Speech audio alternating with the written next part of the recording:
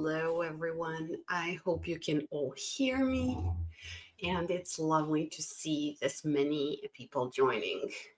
So, we are going to give everyone another minute or so to join if they haven't already.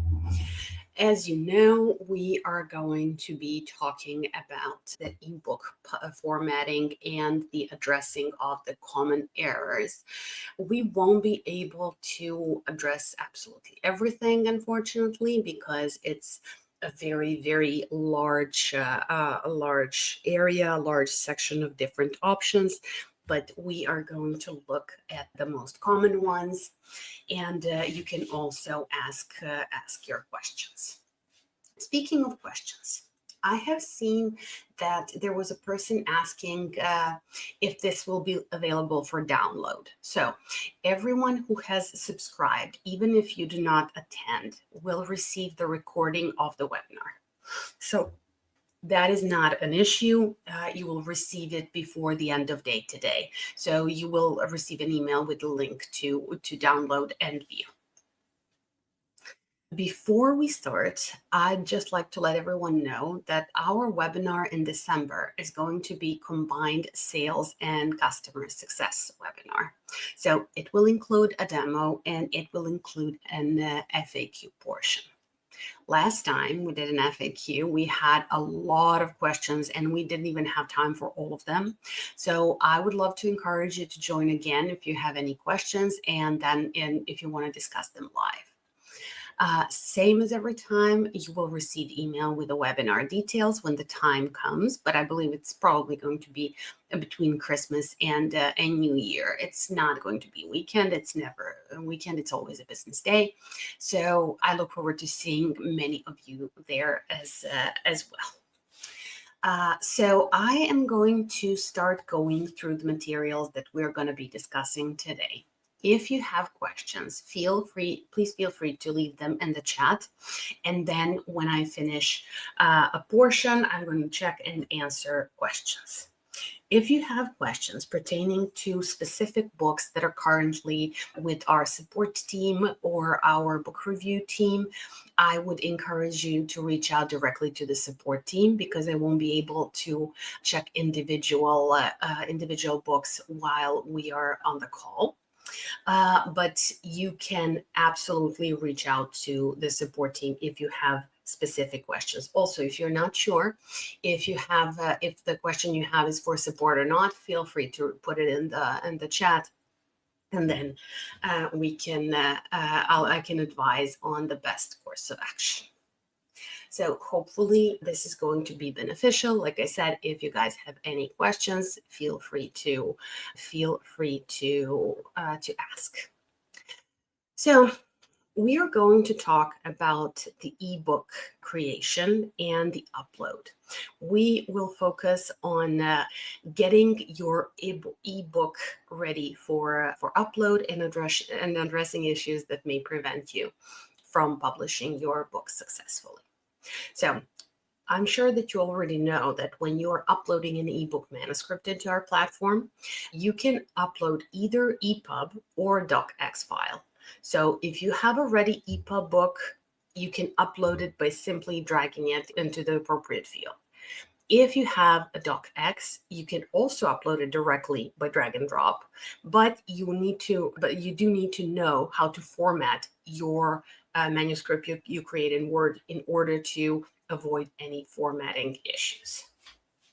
So we're going to start by going how you would. I apologize. It's Friday afternoon where I'm at. So we're going to start by going over how to format your DOCX document properly. So first thing you want to do is you want to remove all formatting.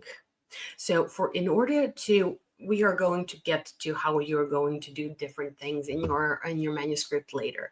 But in order for your book's formatting to be consistent, you will have to format it using general styles instead of using local formatting. So that's because styles format texts on the level of a paragraph. So That is the first thing that you want to be mindful of.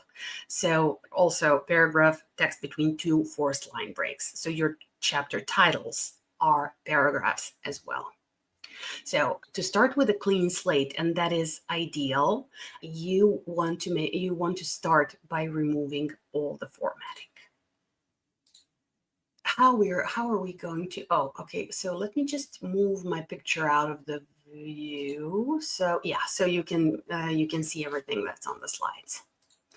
So what we want to do. So first, remove the formatting. In Google Docs, you are going to click Control A to select the whole documents, then go to the styles, which is going to be at the top, and then select normal. In Word, you're going to click the clear all formatting button at the top. So this will remove all the formatting. If you have all text selected, but your font and font size fields are blank, there is still some local formatting left somewhere. So you want to remove everything. So to solve this, you can just select a simple regular font that you like, Arial and 12 size. That's not the final formatting. We are going to be adding the formatting later. So then you want to remove the following. And why we're doing this, because once you upload your Word document into the platform, it's going to turn it into EPUB. They're fundamentally different types of files, and we need to prepare Word document in order for it to convert successfully. You need to remove everything that's unnecessary.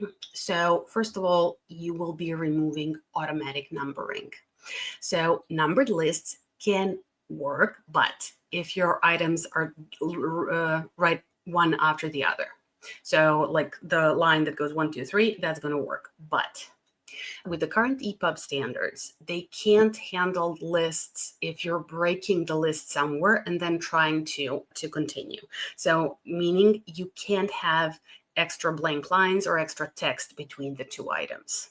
So you want to make sure that, and that's going to affect the EPUB formatting. So you will have to either have them one after the other, or remove them completely. To remove them completely, you would click at the little number sign at the top in the toolbar in Word, and then you will have to enter your numbers manually. So then next thing you want to remove the automatic bullet lists for dialogues. So they're often present, obviously, and in many languages, and I'm assuming that most of the books that are uploaded are in English, but we support a lot of languages. So in many languages, I can speak as to most, dialogues are signaled with a dash and not with a quotation mark. So the length of the bullet and the length of the dash are not the same. So if you're using bulleted list for the dialogues, you will need to remove it for the time being. Next, the page numbers. So you will need to delete the page numbers from the footers and the headings. So you can do that by opening headers and footers menu and then removing page numbers. Again, you're going to do that from the top of the document from the toolbar. And also what you want to make sure you do, and this is in the book itself, you should delete the references to page numbers. So like C on page 64, rather put something like referred to chapter 5, something like that. So don't just remove the references, because it's going to affect the reader's experience. So you will also be advised to remove table of contents. So the one that you insert at the beginning. So you will have to, you have to have it, but you will have to remove the one that you might have at the beginning. When you upload it, it either loses its ability to be clickable, keeps the page numbers. Again, not a great idea when it comes to an ebook. So it is suggested to remove it. To remove your table of contents, click references, then select table of contents on the left, and then remove. So don't worry about this. Your new table of contents is going to be created, but it's going to be created automatically during the conversion. So once you upload your final Word document, you will be asked if you want us to create table of contents. If you check off yes, then we will create it in the EPUB automatically. What about citations reference numbers? So you don't need to remove those. You don't need to remove those because they're not going to affect the flowability of the text. Moving on, what else do we need to remove? So you will need to remove double spaces, and you will do that by going to find and replace, and then just replacing the double spaces with one space. So to do that, you can press Control H, press the space twice in the find field, and then go to the replace field and just press the space only once. And you will also be asked to remove double paragraph breaks. So sometimes authors, especially using DOCX format, they add manually extra breaks between paragraphs. So at the end of the paragraph, you can only have one if you need some space between the paragraphs. But you can just add that later using styles. So if you are signaling a substantial break within a chapter, so it's a section break or a scene break, you can add one line with 3 asterisks. So that should do it. So that is what you want to avoid. There are a couple of more things that we would advise. Let me just see. KDP accepts PDF for ebooks. Does PublishDrive? No. So if you have PDFs, you would need to convert them either to EPUB or to Word documents. Either works. But our system doesn't currently support PDFs.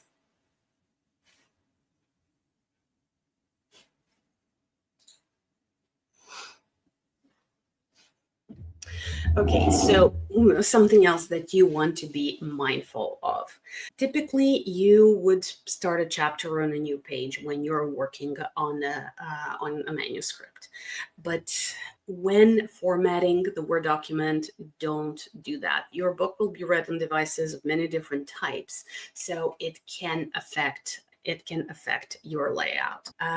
Make sure that you just continue regularly and don't add more paragraphs break to make it to the next page, because like I said, those extra breaks are going to affect how the book translates into EPUB. Also, please don't use tabs for aligning paragraphs. So we are going to, if you need, obviously, the indents, we are going to add them later by using styles, but don't remove the tabs at this stage of the process. Images. So best practice is to insert images between 2 paragraphs on a separate line. So image wrapping turned off. So for that, you would use options. You would use layout options in the top right corner, and then select in line with text. So this is going to ensure that your images are anchored to the correct place. So even after the conversion, these images are going to remain between these two paragraphs. So it's not going to move. I just want to say it is possible to wrap images in EPUBs. So it's not like you can't do it. It's just that this is typically something that is done when a person who has more experience is creating the EPUB. So if you do have experience, feel free, but this is just a recommendation for a beginner or someone who is just starting to work on this, is to avoid wrapping images. Speaking of images, please, when you're adding them, make sure that they're not larger than 4 megapixels and that they are of good quality and not pixelated. So when it comes to ebooks, this is enough to show good quality without increasing the size of the book. Typically, you will see that most ebooks are fairly small, and keeping the ebook size low is just still considered best practice, even though the readers do have bigger and bigger memories with every new generation. Yes, and also a couple of more things that you want to make sure you do. So convert your footnotes into endnotes. So many conversion tools will do that automatically, but it's best if you do that for yourself. You can either have them at the end of the book or at the end of the chapter, so that is completely up to you. And also, one more thing that is going to affect how the book converts and whether it goes through the book review process or not. So your books can have links that are leading to your own when leading to your own website, social media, Goodreads, whatever. However, ebook stores will not allow links directing to competitor sites. And also, please don't use phrasing like buy it on Amazon, review it on Google Books, anything that is referencing a specific store. It's better to keep it general. Review the book in the store where you bought it, something like that. Okay, so let me check out the questions and then we are going to move on to how we are going to add the formatting back. Okay, so let me just see where we're at. So Brian is asking, is it just better to use another channel to update ebooks, or are they all constrained by EPUB? So Brian, can you please clarify? I'm not sure. I'm not sure I understand. So in terms of what we are accepting for ebook formats, it's either EPUB or DOCX file that is going to be converted into EPUB.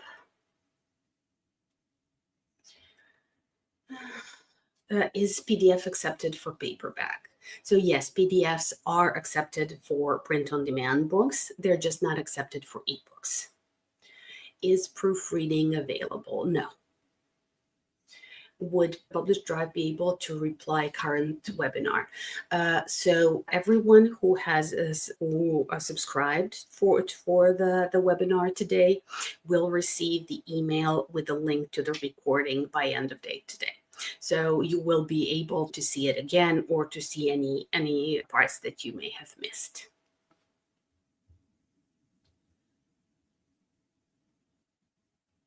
Should we do image wrapping? What should be the pixel size?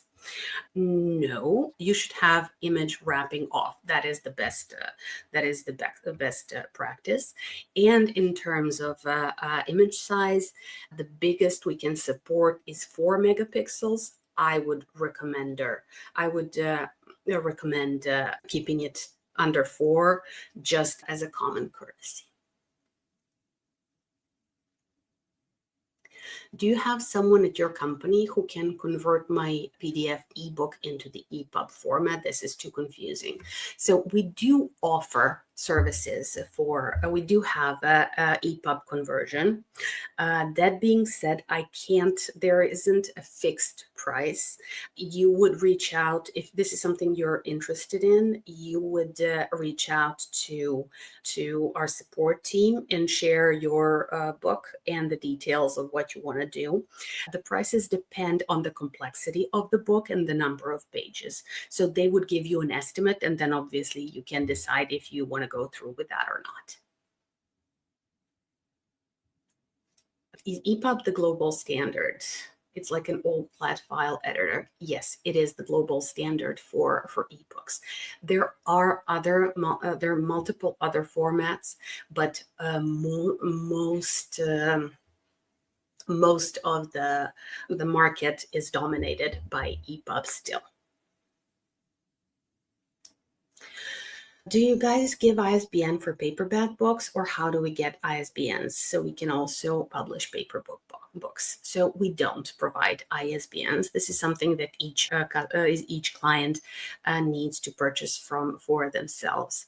So this depends on the state or on your country of residence, because each country has their own agency that provides, and by provides I mean sells, obviously, ISBNs. So depending on the place, depending on your country of residence, where you can get ISBNs will vary. Okay, let me see. I use a program called Scrivener that converts to EPUB, but there still seems to be conflicts with the upload to PublishDrive. Is there a reason for this? I'm not familiar with this program. I can't speak to that. Can you please add a chat box or interactive feature to pages 4 or 5 of the site? This way, if we encounter a problem, someone can assist us directly. This would help us avoid needing to click on the contact page for assistance, especially for individual questions. It would also help reduce spam emails, and as email responses can take several days to address. So we don't currently offer a chat live support. So there are 2 types of support that we provide. That is the one that you can contact via email or the form on the site. And there is a chat box which is AI managed. So if you have individual general questions, AI bot is going to work out fine. If you have questions pertaining to your specific book, a specific issue that you have encountered, a specific error message, I would recommend reaching out to the support team. So also, this is in part, this is because we don't have live support 24/7, and we have clients from all over the world.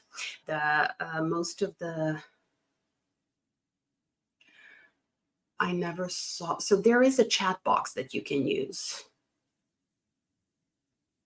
I will share a screenshot later to you personally, so we can continue now. Obviously, if you have any more questions, feel free to leave them in the chat. Once you remove the footnotes and convert them into endnotes, once you remove the store links, we are going to go to formatting the Word document again. So, starting with the body of the book. So it is, once you're done with what we have just discussed, it's going to be styled as normal. So your normal paragraph, you can then format as you wish. So you can have typefaces, sizes, whatever. But what you want, the decision you want to make is whether you're going to be using indents or spaces to separate the paragraphs. Please use one or the other, but don't use both. If you're using indents, don't insert a tab. So that's what we mentioned earlier. Use the ruler at the top. If you're using spaces, use add space before or after the paragraph option. So whichever makes most sense to you. So use one or the other, because if you combine them, that is likely to affect the conversion. Once you have decided how you want the paragraph to look, you're going to right-click Normal and select Update Normal to Match. That is going to format all the normal paragraphs the same way. If you want, you can have first paragraph in each book to look differently. So if you want to do that, you're just going to apply changes to the first paragraph and then click Create a Style. So name your style something that you will remember, like first paragraph or whatever. So you can do that. Absolutely, you can definitely do that. You just have to remember to do that for all of them. And that brings us to the headings. So you have to make your headings, so the chapter titles, subtitles, you want to make sure that they're marked as headings. Otherwise, the conversion software won't recognize them as such and won't use them to create the table of content. So remember that I mentioned that it's going to be created automatically during the conversion process. So in order for that to happen, you want to make sure that they're formatted as headings. To do that, you just click at your first chapter title, you select heading 1 under your styles, and it's going to be applied automatically. So you will you can do the formatting you wish, you just want to update the style once you're done. You will have to repeat this for all of your chapters and subchapters. It's enough to select heading 1. The formatting is going to automatically apply to those. That brings us to the title page. Use your title and subtitle or just paragraph styles, whichever you prefer, to customize your title page. So don't use many forced line breaks or empty lines. So it's there should be up to 3, and then you will be prompted to add your front matter and back matter. Front matter, that means I'm referring, and I'm sure that you're already familiar, but front matter encompasses title page, copyright page, dedication, acknowledgements, table of contents. If you want it to be created automatically, it will be. It's not mandatory. And then back matter is going to be bibliography, glossary, index, maybe chapter of a next book by the same author, about the author, something like that. Also, very important, you need a cover. So we have talked about images. We are going to talk about this as well.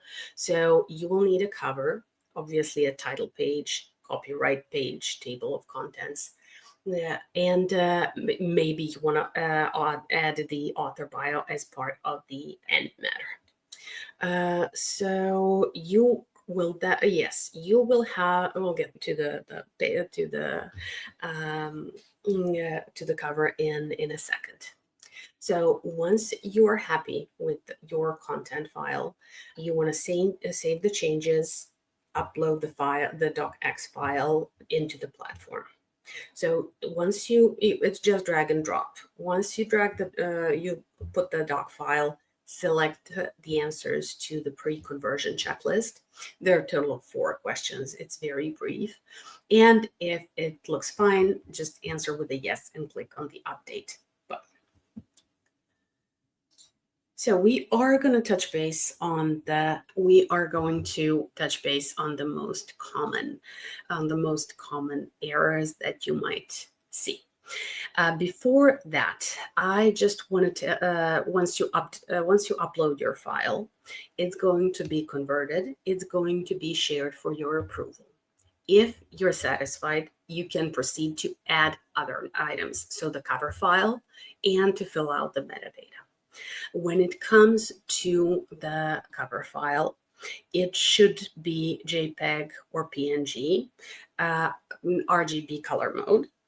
It shouldn't be blurry, pixelated, mismatched, rotated, incorrect, anything similar quality-wise. It should only include the front cover, so not the back cover. It should be in portrait form. And when it comes to the size, you need to have embedded cover in your file, and the separately uploaded cover, which will need to be at least 800 by 1280 pixels. But there is the recommended size is 1600 2560. So when it comes to creating the book cover in Canva and creating a book cover, we recommend using canva.com because it's free and it's very user friendly. I already mentioned that if you're not comfortable with the conversion, or if you have a book that has a more complicated outline, we do have professional book conversion services. Again, the price depends, and I can't tell you ahead of time, not even the range. So that would depend. So once you upload your book, you will be prompted to fill out the metadata. I don't think that we have time for the details, but because I want to go to the most common errors you might receive during the book review process, but you're going to be prompted to add the title, subtitle, series, author, illustrator, any additional contributors, keywords. Essentially, it's the basic metadata that you would be filling out for any of your books. Once you complete that, you will click upload. You will include all the details, click publish. Once that happens, your book is going to undergo a book review. First step is an automatic review by the system, and the next one is a review by our book review team. So that being said, if there are technical issues with your book, you are going to be informed via email, and it will outline the error that was found in this book. So also, if there are any other issues, you will receive a notification. But since the first step is automatic review, it is going to catch any technical issues at the very beginning. So I'm going to show you the most common ones. But before that, I'm going to take a look at the questions we might have in the box. Okay. So my experience has been that my new file upload were not updated on the website. Is there a time for that? Refresh or even a following date was still showing the old file. That is why I asked for the chat box. So if this has happened repeatedly, please reach out to the support team, because if that is the case, that definitely shouldn't be the case. If you're updating your file, so if you're replacing it with a new one, you should have that should happen instantaneously. You delete the old one, upload the new one. So if you have tried saving and it didn't take, that might be a sign of some issue. And if that happens again, please let us know, because that is definitely not the intended behavior. You did not talk about page layout, margin page setup. That is because we typically discuss this only when it comes to print books. This is specifically pertaining to ebooks. If I upload an ebook that already contains more detailed metadata than what your platform normally provides, will your system preserve all of mine, or does your metadata framework override it? So once we send the book to the store, it's going to pull the metadata from our system. So if you can elaborate on a more detailed metadata, that would be helpful, because I just want to make sure that I understand what you're looking to do, so I can advise accordingly.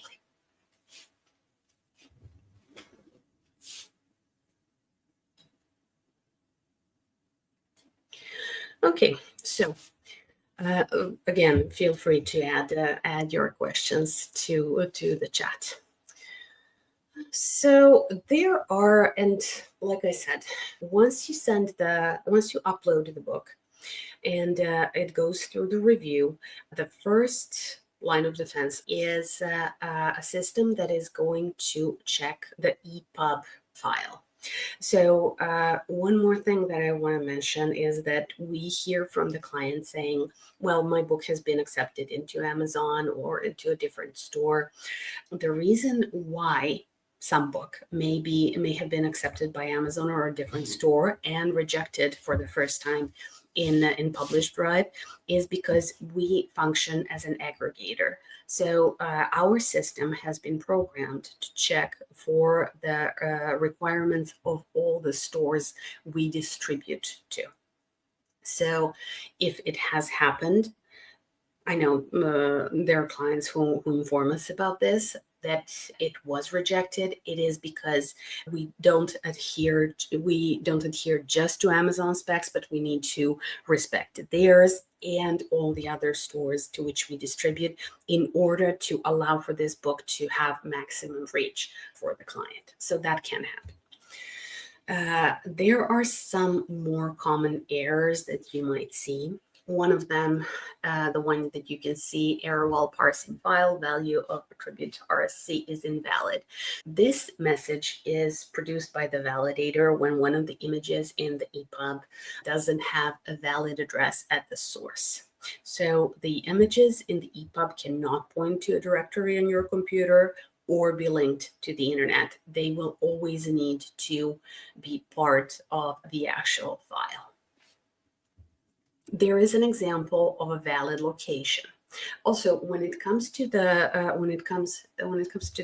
errors, one thing that can be very useful with errors that you don't necessarily recognize is ChatGPT or a similar program, because you can get detailed information about the type of error by referring to AI. That is that has definitely helped with addressing the book errors. Again, something that you can commonly see is that font name refers to non-standard font type.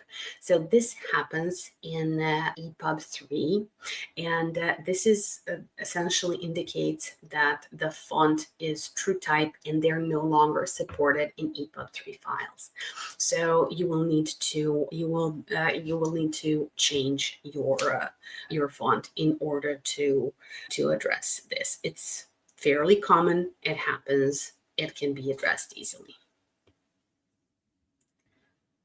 I had to delist, we have a question. I had to delist my print book because the PDF file was incorrect. I want to use the ebook file instead, but now I can't take any further action. How long will it take for me to be able to use the ebook file? So, are you unable to upload the ebook file? Because my understanding is that you have removed your print book.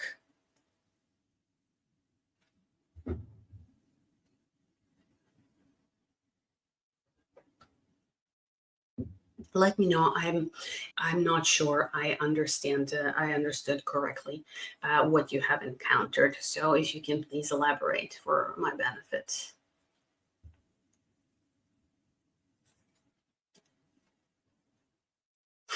So if you had to remove your print book, nothing is there is no reason why you shouldn't be able to upload your ebook of the same title. It's Oh, okay. So you will need to address the issue with the PDF, because for the print book, you can't use the ebook manuscript, the ebook file. So you will need to address the issue and just resave the PDF.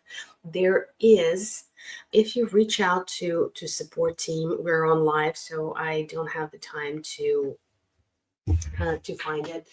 You can reach out to the support team so they can assist with you uploading addressing the issue with the PDF.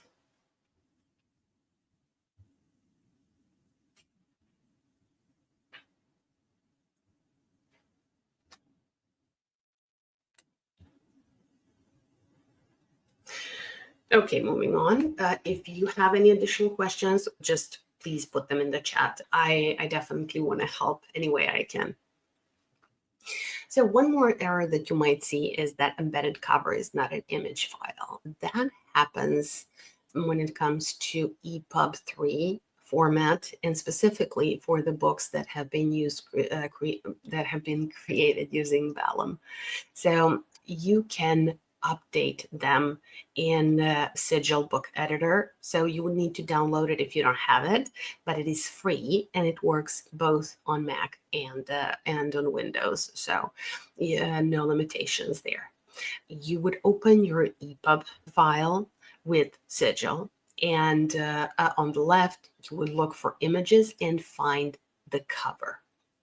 So you can go to Tools, EPUB 3 Tools, and then Generate NCX from nav. So it's on the screen, so you can see the images of what you should be doing. So why this happens? So when you open an EPUB 3 with Sigil, it automatically creates the EPUB to standard navigation document to ensure the backward compatibility. Unfortunately, this document can be incorrect, and by clicking on Generate NCX from nav button will ensure that your book passes the EPUB validation.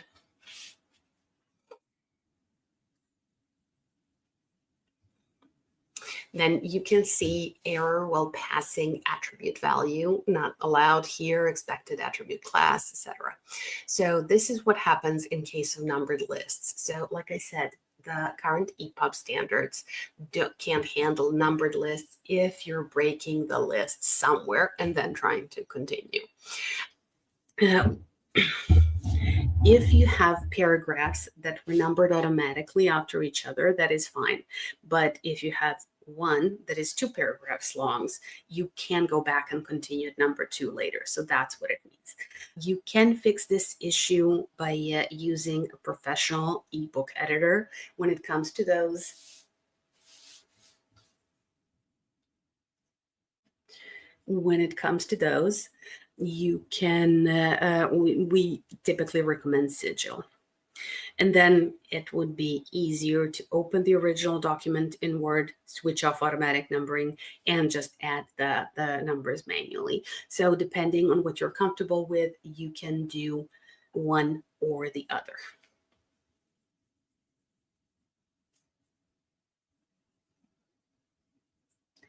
I'm not too sure about what mistake I've made in my book. Michael, in that case, I would recommend reaching out to the support team, let them know what the book is. They can take a look at the error. They can check the back end and let you know what needs to be addressed and how best to address it. So PublishDrive uses Sigil to validate EPUB. No, we recommend Sigil as free and user-friendly software for our clients, and we use a proprietary software for validation.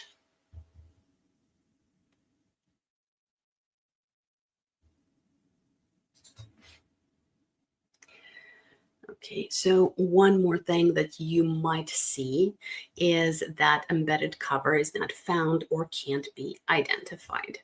So like I mentioned, I said earlier that we are going to talk about the cover soon. So all books have 2 covers. One that is uploaded separately to our platform, and one that is included in your EPUB file. So the book cover you upload separately is the one that stores will use to display your cover in the store. That image should have high resolution, so people click on the cover, see it in the full size. And then the embedded book cover is the one that is inside your book, so the one that is included in the EPUB file. So if someone buys the book, this cover is downloaded with the book and it's going to display it on the virtual bookshelf of the reader. It doesn't have to be as large as the one that you're uploading separately. And as I said, the images that you're adding to your book cannot be larger than 4 megapixels. So when it comes to this error specifically, so why your embedded cover is not accepted. So it can be that it is actually, but it's larger than it should be, and that does happen quite often. So if it's larger than the recommended size, the system is not going to recognize it, and it's going to register it as missing. Also, it's possible that cover's name has non-supported characters. So it's usually spaces or dashes, something like that. So it's not being recognized. If that is the case, you can just rename it. So it is... let me see, there are more questions. I'm sorry, I'm just going back and forth, but I want to make sure that we have time for your questions, because I really appreciate you asking. eBay saying to more detailed metadata. For example, my ebook has 20 embedded keywords, but your upload form allows only 7. Will your system keep all 20, cut it down to 7, or display only what I enter in your form? So the system has the limit of 7. So it will pull 7 from your book, but then you will be asked to approve that. So you can keep the 7 that were pulled by the system, or you can replace them in yourself to the ones that you prefer.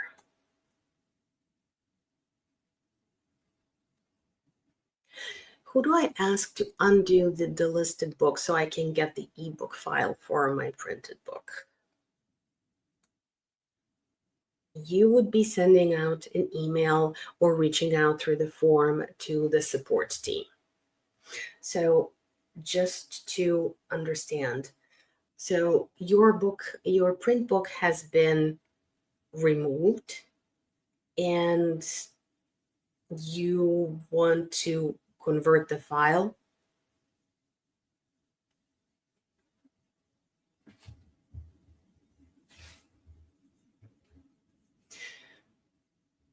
Hello, I was a bit confused how to update my children picture book in Sigil, as I was told to update table of contents. It's a picture book.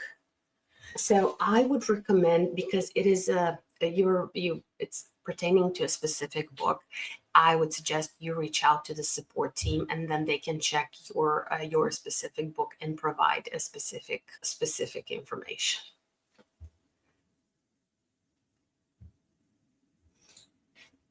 Okay, let me see, what else do we have? What is the lowest recommended picture resolution? I don't think that there is lowest as such.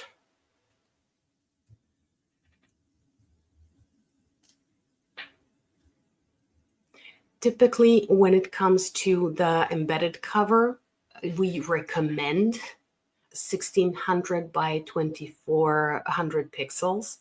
Again, it really depends on what the picture looks like. But like I said, this is recommended. For the separately uploaded cover, the recommended is 1600 by 2560, but it has to be at least 800 by 1280 for the separately uploaded cover. I hope that helps. Okay, so Michael is asking, how does this work? Can you please elaborate? And I will happily clarify, because I'm not sure what you're pertaining to.